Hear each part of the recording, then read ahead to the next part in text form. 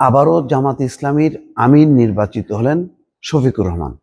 এখানে বলা হচ্ছে যে আভ্যন্তরীণ নির্বাচনে সর্বোচ্চ সংখ্যক ভোট পেয়ে ডাক্তার শফিকুর রহমান ফের দলটির আমির নির্বাচিত হয়েছেন।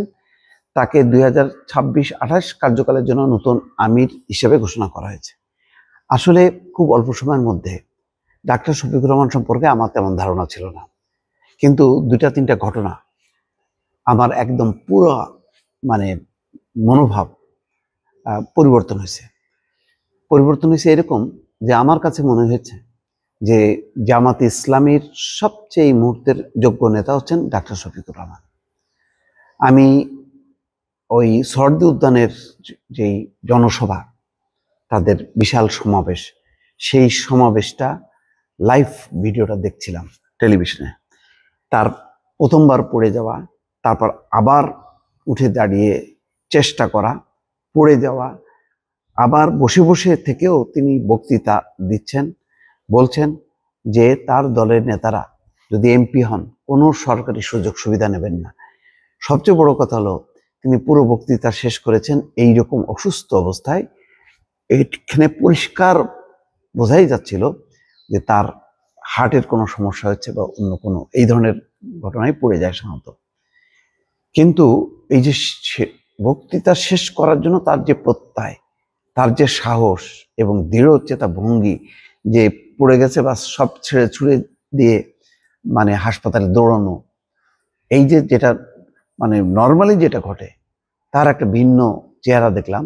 যে তার সেই সাহস, তার সেই প্রত্যয়, তার যে অঙ্গীকার, তিনি হয়তো শেষ বার্তা তিনি হয়তো মনে করছেন যে আমি হয়তো আর ফিরবো না।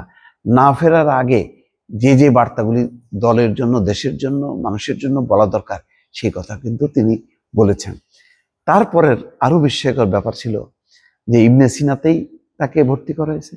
পরে তাকে বলা হয়েছে যে তার ব্লক 3-4টা ব্লক ধরা পড়ছে, তাকে এয়ার অ্যাম্বুলেন্সে দেশের বাইরে নিতে হবে, সিঙ্গাপুরে তার মাউন্ট এলিজাবেথ হাসপাতালে।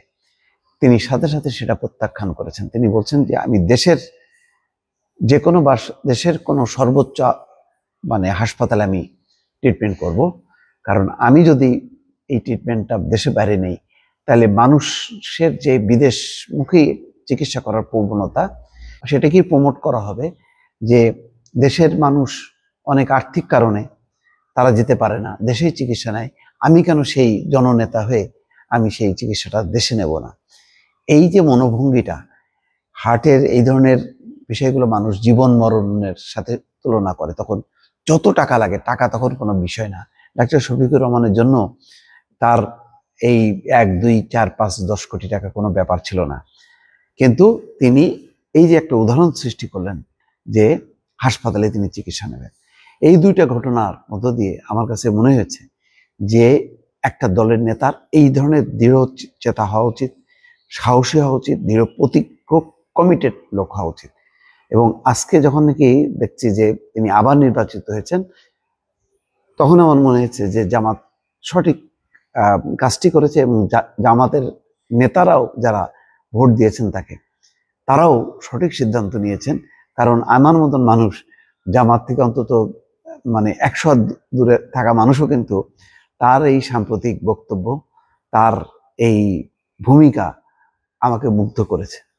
সুতরাং আর সামনে যেহেতু সংকটময় সময়, নির্বাচন, দলকে নেতৃত্ব দিতে দিতে আজকে দলকে প্রায় ক্ষমতার কাছাকাছি তিনি যে নিয়ে এসছেন, এটাও হয়তো ক্রেডিট ডাক্তার শফিকুর রহমান। সুতরাং জামাত হয়তো সঠিক সিদ্ধান্তই নিয়েছে। দর্শক।